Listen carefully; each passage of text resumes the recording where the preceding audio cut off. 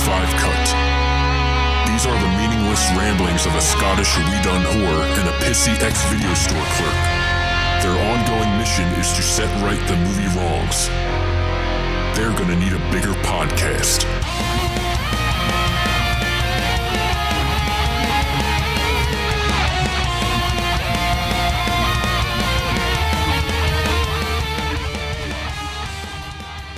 Hello everybody and welcome to another episode of the 365 Flicks podcast. These things seem to be getting more and more regular, it has to be said. I guess this is an interesting byproduct of the lockdown. So this one is, once again, it's another director episode. We're kind of churning these out right now. We're trying to get more and more people on so we can find out. And of course, everybody's got time to spend. Everybody's got time to spare and to sit and talk to us. So this time I decided to make it a Romford special, the Romford Film Festival. You'll have heard me talk about it over the last few episodes. The fact that we have kind of got involved with these guys and we've been watching all the movies, reviewing them, we're going to be judging some of them, and it was supposed to be going ahead in May. Unfortunately, it looks like it's going to be getting pushed back to August for obvious reasons. I'll let everybody know and I'll keep people posted on the Facebook and the social medias as to how that goes. So hopefully we're looking for August. Apparently they were looking at maybe doing like a virtual online thing. But I don't think that would really be too fair to the movies. I mean, it'd be a good way to get them seen. It'd be interesting, something to definitely look at and think about down the line for those guys. I mean, that's got nothing to do with me. But so yeah, I am Kevin, the Pissy X video store clerk, as I always call myself. Chris is not yet because, as I've mentioned a couple of times, Chris is not furloughed like I am. Chris is actually working from home, so he is very, very busy through the day. But we are working on getting more 365 episodes out there. The main show, you will be getting on these interview episodes as and when we can.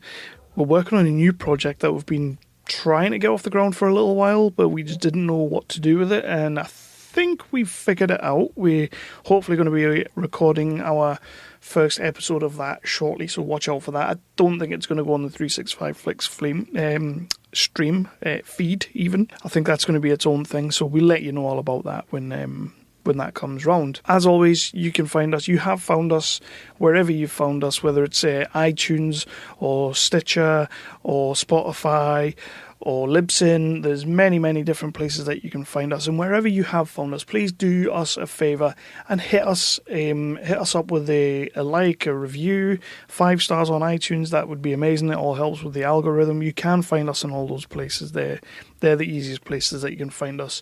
We're also on the Facebook, the Twitter, and the Instagram. Just look for @365FlicksPod. Try and keep all that easy and streamline everything for you. We do answer people on there when they chat. So please do get in touch with us. If you've got a film coming out, if you're an independent filmmaker, if you're an actor trying to make their way or anything like that, get in touch. We want to speak to you guys. You're the guys we want to try and help and want to try and promote and pimp out. So please do all of that. We're on some interesting networks that you can check out, and please do go on these networks, because these networks have not just got our podcast, but they house many different podcasts of all different styles and flavours. So please do check them out. We're on the Tangent Bound network. We've been on there for a good long while now. We're on the Wicked Radio network, which is slowly dwindling down a little bit, I guess. Not really much going on over there, but people still post their episodes, so do go and have a look. We're on the Danger Entertainment network. Same sort of thing. Everybody's still posting and pimping and helping each other out, so please do check all that out. Our websites, we're on the Weeby Geeks. They're an awesome little home that we love. And we're on Nerdly, nerdly.co.uk, which is, that's the one I champion. I champion Nerdly. I love Nerdly. Phil Wheat over there is a really good guy. He's been championing on us for a long time. He posts all my articles from the website onto his website. So with that said, we are also we have our own website, which is 365flickspod.com. Please do check that out. I put all my articles up there. A lot of stuff that we don't really talk about on the episodes ends up on the website. So with all that said, that's the pimpage out of the way. That's the business. Chris does all that. Chris is way better than I am at that. On this episode, we have got a fantastic female director, Nicole Pott, who entered a couple of short movies into the Romford Film Festival, and she's mostly been making shorts up to now. She's the founder of Sonder Pictures, which is her production company, working as a director and a producer and a writer on all her own projects, and obviously producing on numerous other projects. Doing really well, doing fantastic. The shorts that she tends to put out there are extremely powerful and extremely quite moving.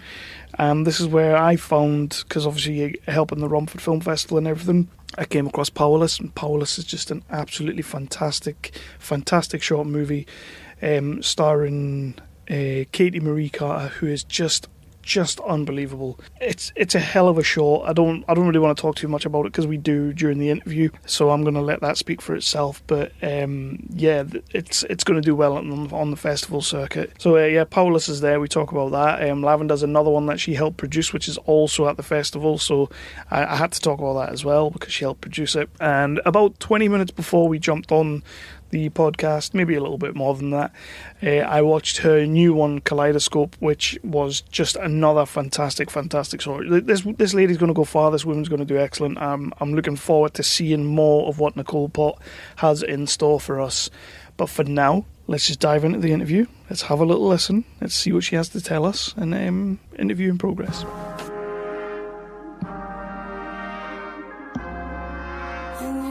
I've got to do something with Kyle and I can't get out of it. I think I need a woman in my life. I have enough for you around. Someone's got to look after you.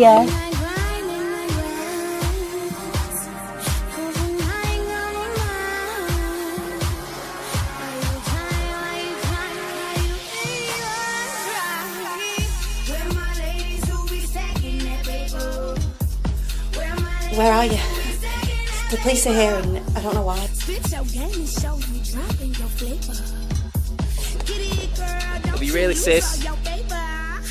So joining me on this episode, I have Nicole Pott, a director, producer, writer, does the theme tune, sings the theme tune, jack of all trades when it comes to short movies and whatnot. Nicole has her own production company. I believe it's called Sonder Productions, or Sonder Pictures. And over Nicole's career, she's directed and produced several short movies, including award-winning shorts like Charlie and Rambling On. Directed your first feature film in a year whilst a student in university.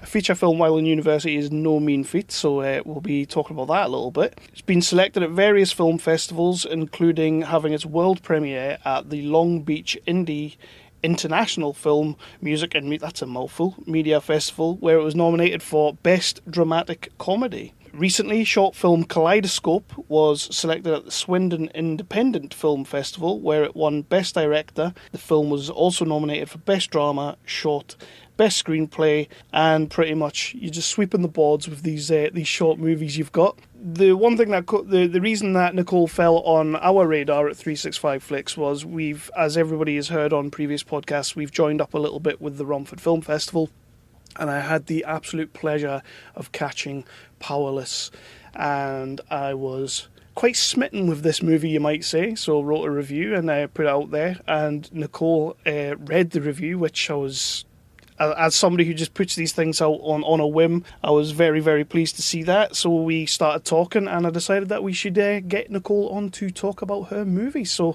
how are you today, Nicole? Yeah, really good. Not too bad for the time that we're in. well, yeah. I'll tell you what. Let's quickly start there. I guess I wasn't really intended on going down this road, but being that you're in the movie industry and you're making your short movies and everything has kind of gone to pot a little bit in a way. Just now, the movie industry is something that's been highly affected, as everybody can see. So how's it affecting you and your work and what you're doing? Well, I'm in a very lucky position that I've actually got a full-time job. I work as a production manager for a video company, and luckily our bosses want to keep us on as much as possible and keep us working. So, I'm not actually really doing any production management. I'm doing a lot of marketing and helping out on that sector. It's quite a small company.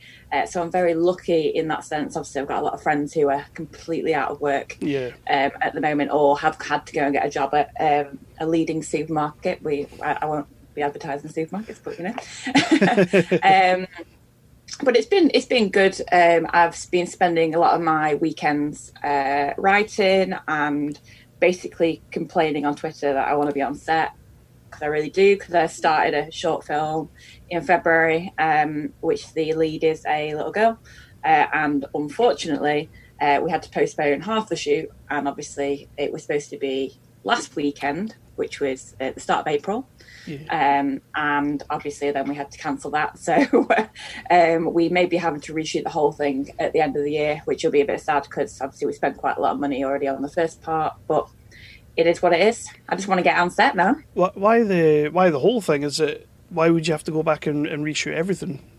It's because it's just because of the little girl, because she's just got to grow, isn't she? She's like 6. When you're 6, they're just like they're just going to be completely different. She's going to, I don't know. She had like missing teeth. I shouldn't say this actually, because someone's going to watch this. If we keep it the same, or we keep the first part and then the next part, someone's going to be like, she's got her teeth back. Continuity error. Yeah, that's the only reason why, is because obviously she's little and she's just going to keep growing for the next 6 months. But you keeping apart from obviously you're still working sort of full time, you're keeping yourself safe though, yeah? Yeah, as safe as I can do. I do my 1 exercise a day. We're really lucky where we live. We've got a really beautiful garden. We live on the same property as our landlord, so they're really into their gardening, and they've got the most beautiful garden, so we can go outside. And then I've got like a little gym set up downstairs, mow the off. It's got a lot of gym equipment, so I've just been using that because I like going to the gym. So yeah, just keeping in. That's all you can do. I'm not one of these people who's just going to go out because it's hot, so I'm going to go and have a picnic. I don't get those people.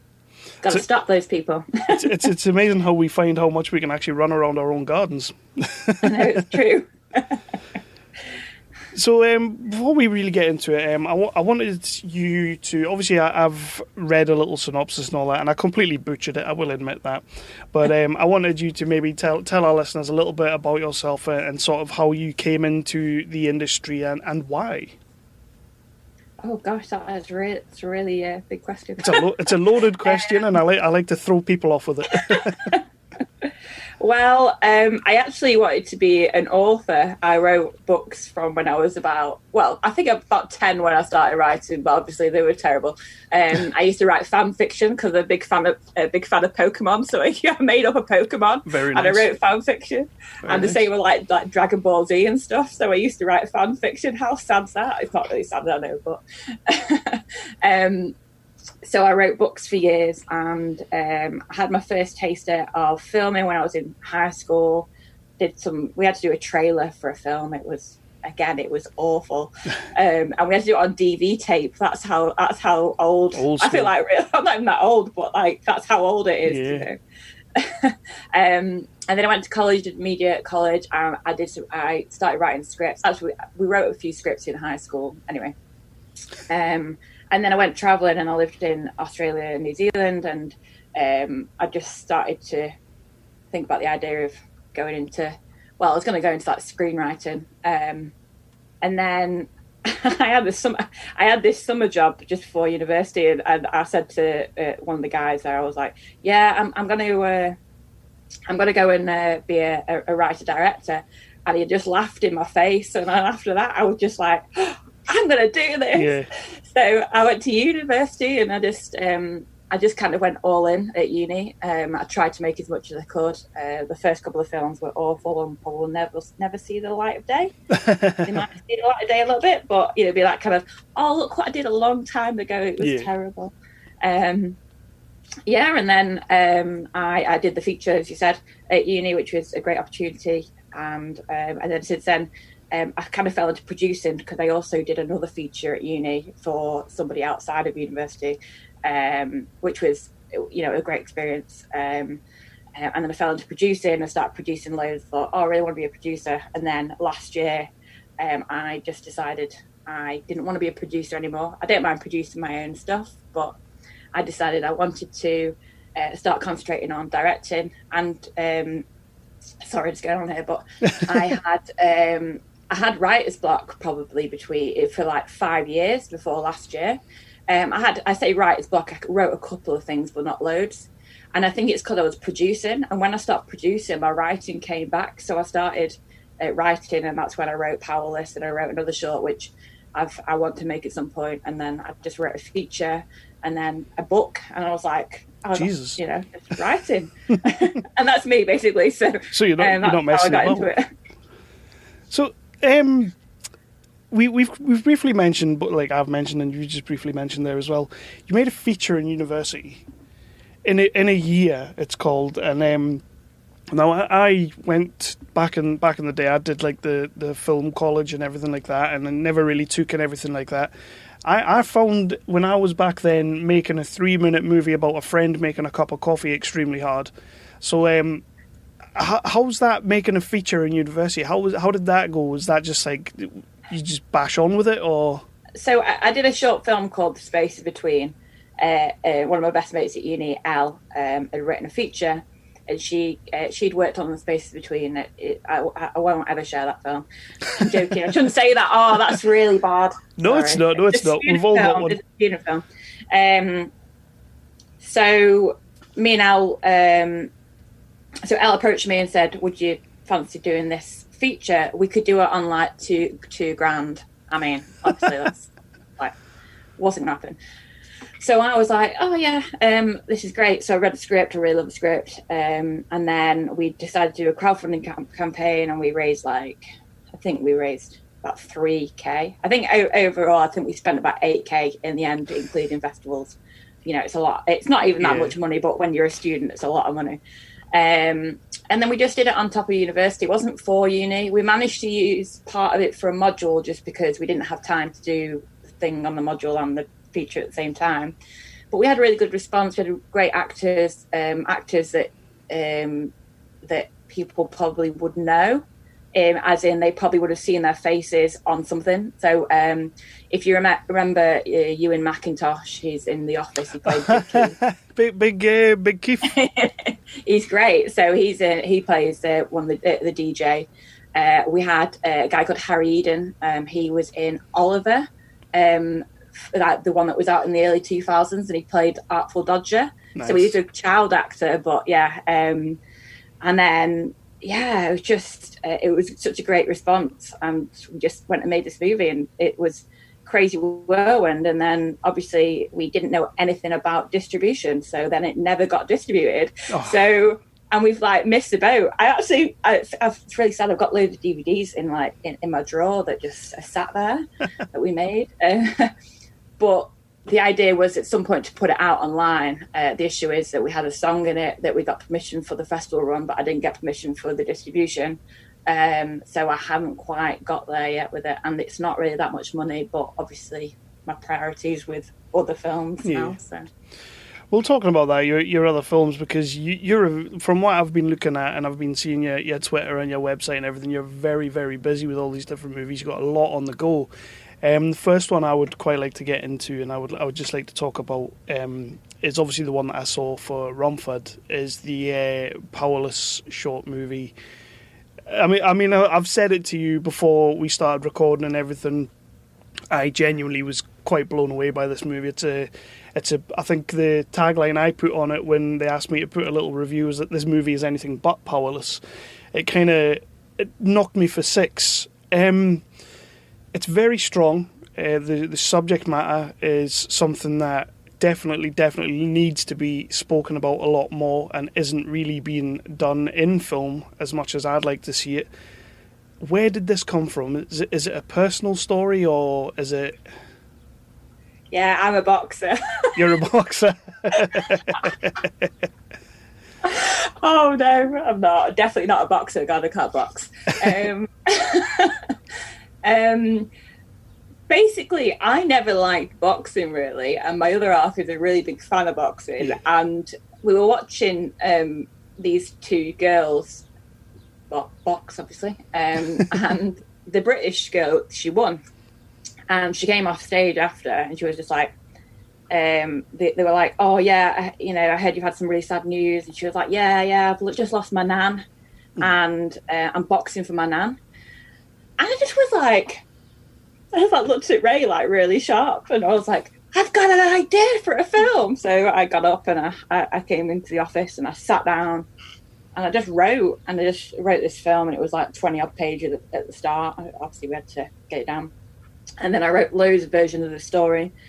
I literally don't even know where the idea came from, apart from it just came from the fact that she said she lost a nan. Yeah. Obviously, I don't want to ruin it for everyone. No. What happened in the film, but obviously she doesn't lose a nan. But she's a boxer, and I quite like that, and I really like strong female characters as well. And I had actually written Ella, which is another short which I'm trying to make at the moment, before this.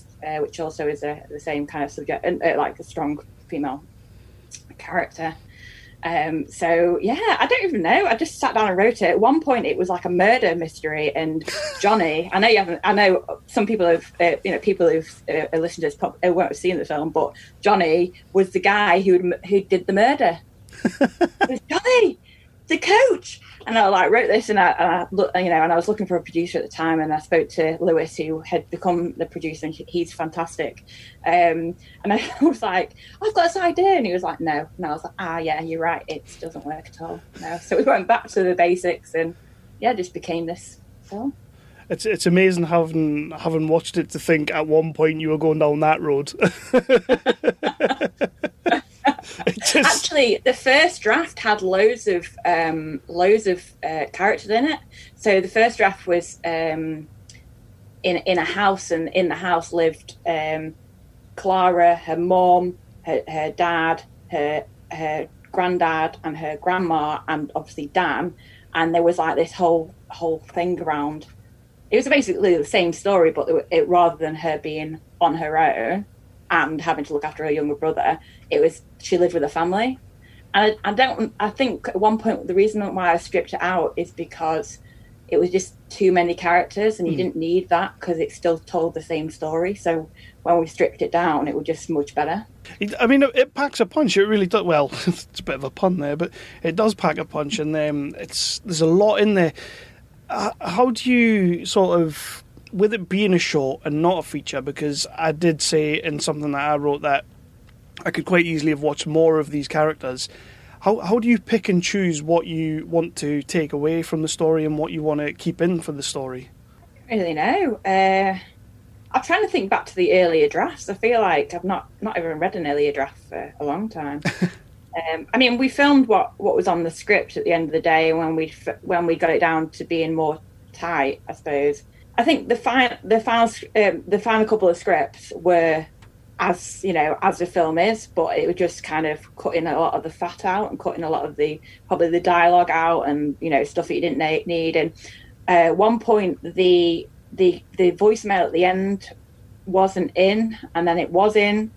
And the phone call, I think you mentioned the phone call, but phone call, that wasn't in there. And I think we put that in like after the rehearsals, because it just needed that extra kind of, hard-hitting punch that everyone just goes, oh no, because in a way it's what she would do, it's how you would react. You wouldn't believe what had happened. So, that phone call was just to add that extra impact in. It's a funny one, because I think anybody who listens to our podcast and has listened to me talk about the kind of movies that I like, stuff like that gets me. Like, every time it just sends me over the top. And I knew straight away what was about to happen, and I knew what she was about to do, and I was just sitting there going, don't go and do that, because you're going to send me over the edge. And it did. It's a fantastic little moment, so I'm glad it is in there. Yeah. But on that, Katie Marie Carter, I said in my review that she's a bit of a revelation to me, because I'll be completely honest, I hadn't seen her anywhere else. That's my fault. It's nobody else's fault. But how did you come across this lass, and how did you know?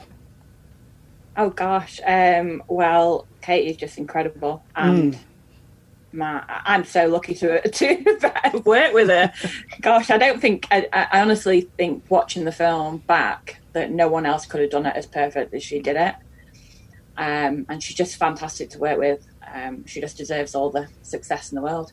We just did an audition day. She's local. She's from Manchester. I put a casting call out, and then she came forward for the casting call, and yeah, she came to the audition, and it was between Katie and another lady as well. So can't remember if we asked them to redo the tapes. I don't think we did, actually. I think that was on the day. It was between those two, and Lewis just said, just go home and just have, sleep on it.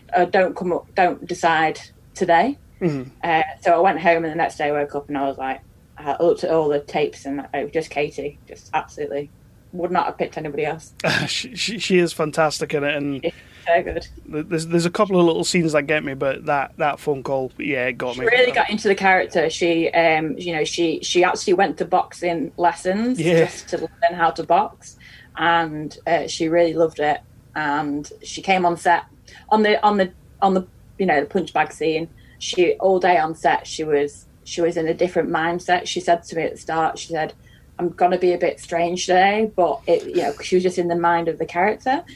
So when we got to that scene and we did it in one take, she was just incredible. And it was just so moving. And we're all sat, so in the room with the punch bag, we're all around the kind of the rim of it. And then half of the team are like in another room, and they said like they could hear it, and they said how awful, not awful, but like the feeling of it, it felt awful to hear it because it felt so real and sounded so real. And is that for you as the director, that must be great, because then it's like, well, I just have to do my thing because she's got that covered. I'm like, great, my job's done here. It's fantastic.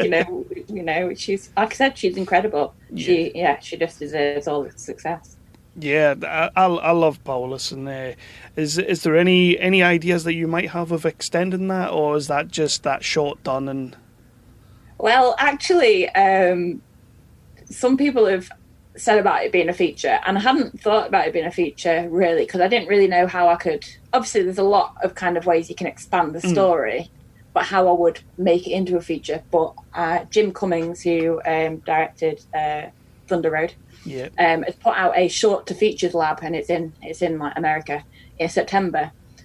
So I basically sent in the film to that, and I've just basically put in a massive cover letter saying like, loads of people are calling out for a feature, so not loads, but people are calling out for a feature, and I hadn't thought about it until I thought about how we could expand it a bit more. And I'd probably concentrate on both sides of the story, so I'd probably look at concentrating on Dan and the crime, because I think that's a really important thing to look at, and also Clara as a boxer.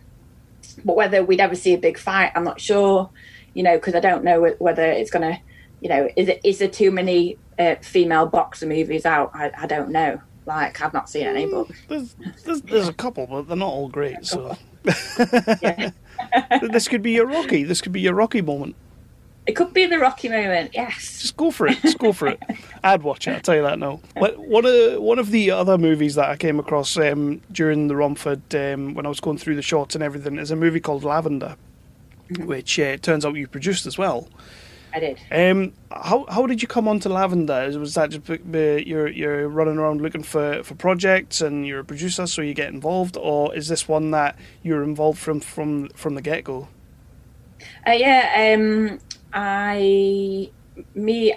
Me and Andy and Rob, who was my business partner at the time. Rob also edited Powerless. Nice. Andy came to us with this idea, and we read it, and we really loved the script.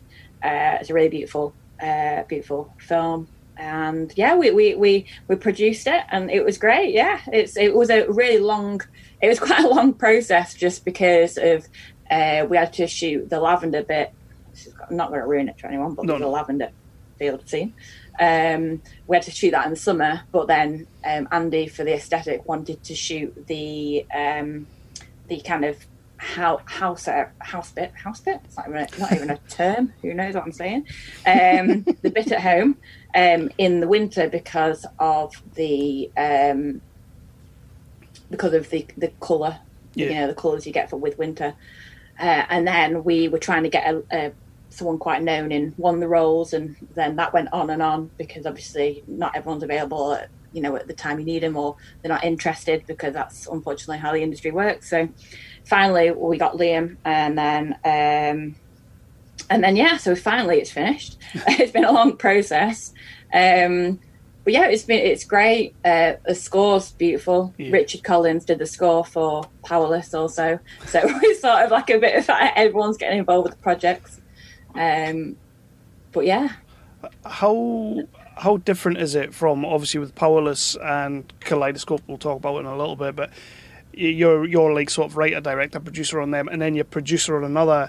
How different is it being involved wholeheartedly with that? I mean, obviously you're wholeheartedly with both, but don't want to say anything about that. But you've got this, which is your big baby that you're producing, writing, directing, everything, and then you're producing on this one. How different is the process? Well, you just have to have a different mindset, I suppose. With Powerless, obviously, it's full on creative flow, because you just, I could be creative because luckily, even though I was sort of a producer on Powerless, Lewis basically did everything because he's just an amazing producer, and that was great because then I could concentrate on being creative. With Lavender, obviously, I had to be more have more of a production head. Obviously, luckily, I work as a production manager anyway, so I luckily get, I know how to organise, and good at spreadsheets and good at budgets and good at, all that kind of stuff.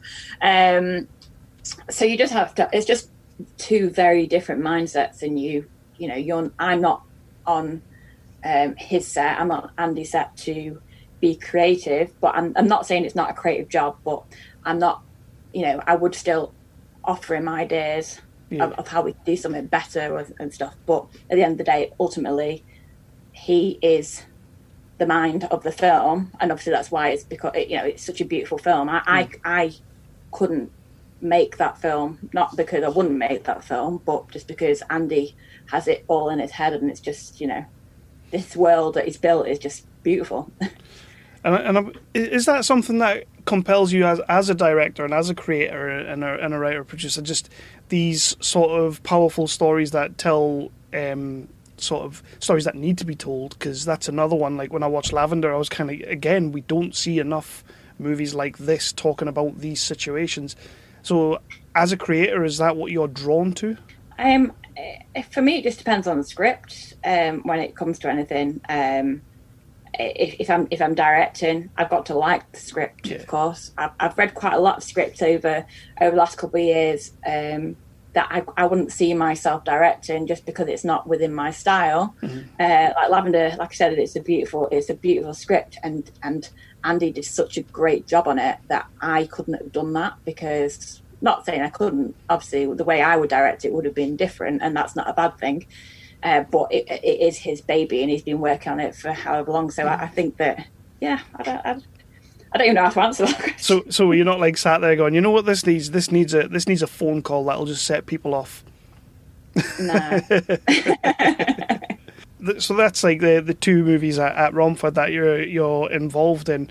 But I mentioned before we got on the chat that I watched a short movie that you released on YouTube. I believe it was on Friday. Kaleidoscope, and I saw you put it out there, and I was waiting until we kind of spoke before I watched it, and I kind of wish I didn't do it 10 minutes before we got on the chat, though, because again I feel like I'm watching one thing, and then you just decide to throw a haymaker in there, and so where did Kaleidoscope come from? Because again, it's another story that needs to be told. It's another issue that's out there that we don't see enough of on the screen. And how did Kaleidoscope come about? I remember seeing Marissa, who's the producer. I remember seeing that she'd put a call out for a director for a project, and at the time I was just looking for projects to direct anyway. So I put myself forward for it, and I just said, I'll pitch for it. Just let me pitch for it. Can I read a script? And I think she was talking to a couple of directors as well. Anyway, she sent me the script, and I pitched that. And my pitch was terrible. I mean, my pictures look quite nice now because I've got quite a good design to it, and I've seen other people's pitch decks. But it was like an A4 piece of paper with some pictures on it. It was probably terrible. But I did say, that after reading the script, I want to shoot it all from the child's perspective, and I want to use the use of colours. So at the beginning, it's really bright and colourful, and you think you're in this kind of, oh, it's lovely, it's a little kid and he's playing, and then at the end, it's like a dull colour, and that's the way that we shot it, and that's the way that we graded it in the end. And then she loved it, and I went down to London and I met with her.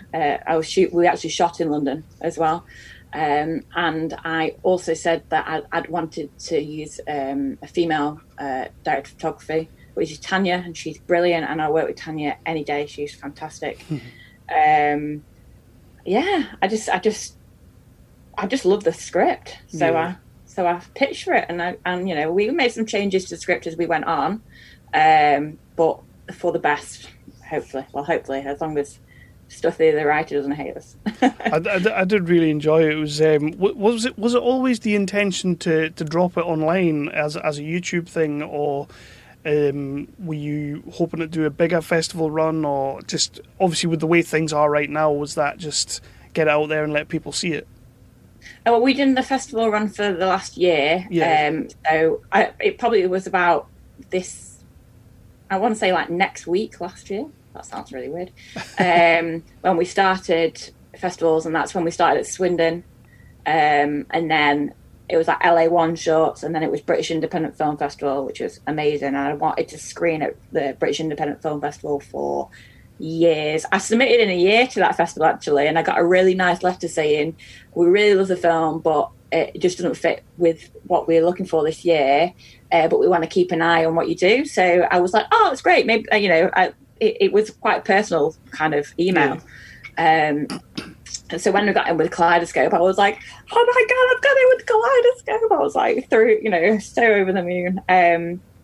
And then various other festivals over the year. Not loads. I don't know whether it might be, well, obviously apart from the fact that festivals get loads of submissions, but, it could be the subject. A lot of people don't want to always show, I think, domestic violence. And like I say, that was one of the things that got me with it, and it's one of the things that's got me with a lot of your shorts, is that you're putting things on screen that not everybody's comfortable watching, but it needs to be told and it needs to be seen, and that's what I really like about sort of your style, is like you're bringing those personal stories.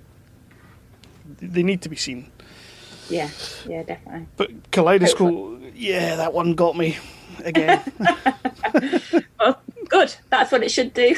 and I love the fact that it's interesting you say. So was it not always told from the child's perspective in the script, or? No, it was definitely written from the child's perspective. Right, it was. Right. Yeah. It was written out of order as well, so it was kind of like you'd be at one time and then you'd be at another time within that day. Yeah. But it was better as a linear. Is linear, is that the right word? Yeah. A story where it's just in my head, and the way that I saw it when it was going to go to the edit was better in that order, where you start from one point of the day and you end on another, because I think if you were cutting back and forth, you probably wouldn't have the same kind of experience with that little boy and his journey, because you want to feel so sorry for him, because Harry's just incredible anyway. I think he's a great actor. Any other actor probably wouldn't have done it as well as Harry had done it, Yeah, he's a great little actor, I have to say. And those goggles, I just want a pair of those goggles as well. I think he's still got them, Oh, I hope so. I think he's about 10 now, 9 or 10. He must be 10. So you've got many, many different shorts and many, many different festivals, and I saw earlier that you posted up, I think it was on Twitter, that you submitted a couple of them to Rain Dance as well, which that will be awesome with getting in Rain Dance. That's another. Love to get in Rain Dance. So that's another festival. It's like one of those kind of every year it's like submit, and it's like nope. I'm like, I just want to screen at Rain Dance, and you just want to get into these big festivals, because even though there's nothing against little festivals, by the way, but the bigger festivals have. I'm trying to get an agent, so you probably have more agents go to these festivals, and you just get seen by so many people at big festivals. You do it at small festivals as well, but Rain Dance is just, I don't know, on another level, isn't it? But I've submitted 2 shorts. I don't know whether they take 2 shorts. I mean, they might not take any, but if they were like, yeah, we're going to take both, I'd be like, great. I believe you'll get on fine with that. I think you will, because this is the first time I've been seeing your shorts, and I'm pretty blown away by them. They're powerful as anything, and we get sent quite a few, and I would never tear anyone's work down, but sometimes we get sent some not so great stuff. So when we when we came across Powerless and then obviously Lavender, and then obviously I've checked out Kaleidoscope, and I'm going to be checking out more of your stuff. Yeah, you're definitely going to be on the rise, and you're somebody I'm going to keep an eye out on as well. I'll have to send you Asphyxiate, and then you have to see what you think about that one.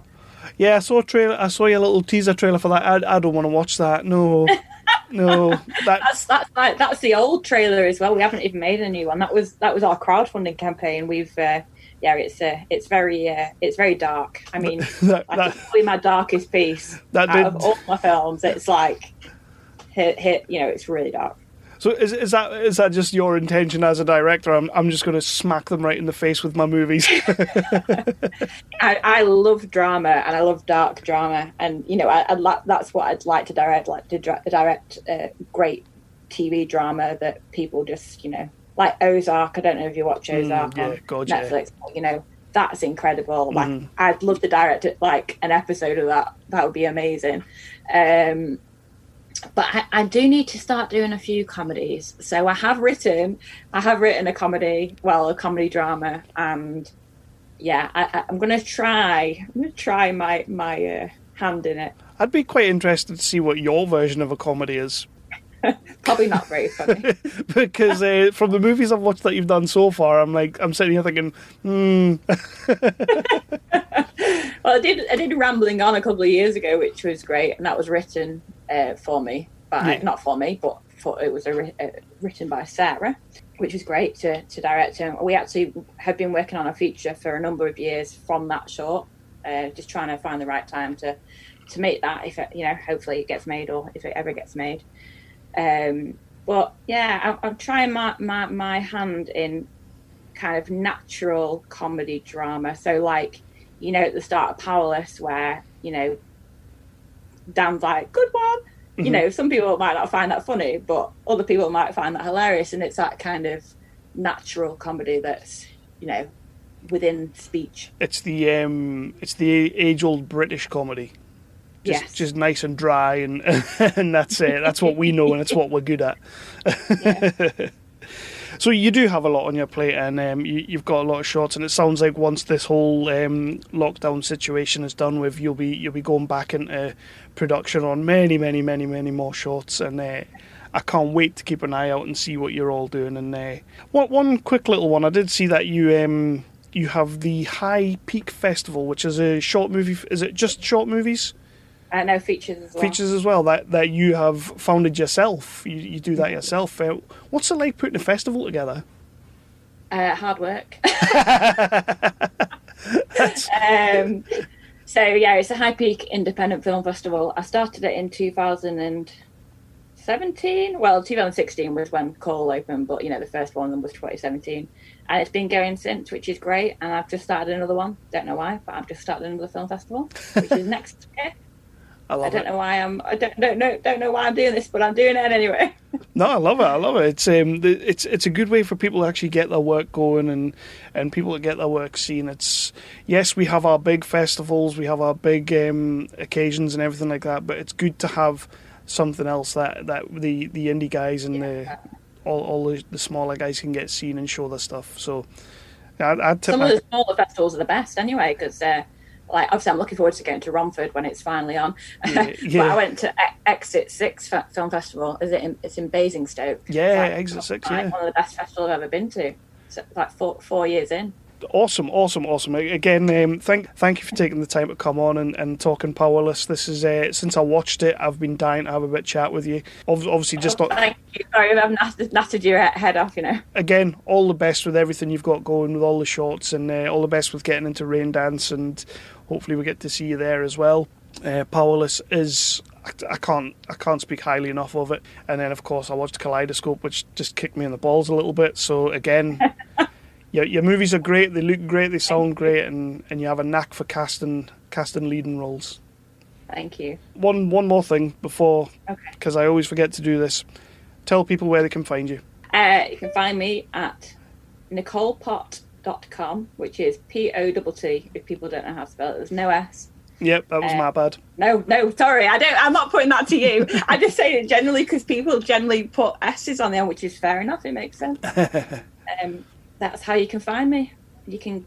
I'm going to say something really up my own arse. I was going to say you can find me on Google because I'm the only one on Google, but it's really sad. Nice. Hi everyone, this is Henno. And this is Stephanie. And we're from the Gotham Lights podcast and the Orville Lights podcast. The Gotham Lights podcast is a fan cast dedicated to the television show Gotham. And sometimes the television show The Orville.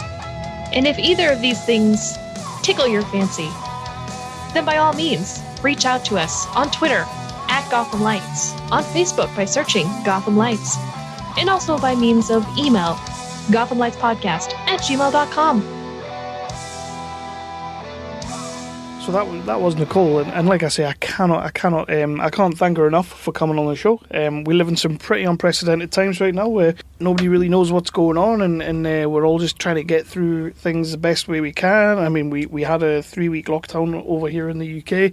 It's been extended for another 3 weeks. We don't really know what's going on. It's a bit mad, but we're doing what we have to do to keep people safe. So and. I mean, perfectly honest with you, I'm quite happy to stay at home and work on the podcast. It's given me time to really get my passion back. I was dwindling towards the end of last year. I think Chris would also agree. The two of us were kind of not losing the passion, but it was kind of falling off a little bit, and we were getting more and more sporadic. But now we're kind of getting back in the mode. I'm going to keep pumping these episodes out. I'm going to keep talking to these fantastic superstar directors and actors in the making. We have a phenomenal one hopefully coming up soon with feature director Philip Barantini. We're hopefully going to be doing that one shortly. He has done a movie called Villain, starring Brit actor Craig Fairbrass, which is just hitting the streaming sites and everything right now. It's a fantastic movie. I really, really enjoyed that movie. Getting Philip on is going to be an absolute blast. I can't wait to speak to him because he's got some interesting projects that we want to hear about. So yeah, I'll tell you what I'm going to do. I'm just going to run it off there. I'm just going to leave it there. Again, all the different platforms and websites and networks and everything. Please do check us out. Please do, if you can, comment on something there. Shoot us a comment. Let us know what your thoughts are. I see people still listening to these episodes. I go on the website. I see people reading the articles. It's phenomenal to see the amount of traction we get with these things, and I still find it amazing that people are still listening to us drivel on. But these episodes are my bread and butter. It's where my heart lies. I love speaking to these guys. They're all interesting, and Nicole is no different. I cannot wait to see what she does going forward. And definitely, we kind of talk about Powerless, her movie about the boxer. We kind of talk about that sort of becoming maybe a feature film in time, and I would love to see what she does with that, to be perfectly honest. So yeah, I'm going to leave that there. More episodes incoming. I'm loving bringing you more regular stuff. So yeah, I might have a few more little bits and pieces coming your way. So please do keep an ear out. And 365 isn't going anywhere anytime soon. We're only going to keep getting stronger.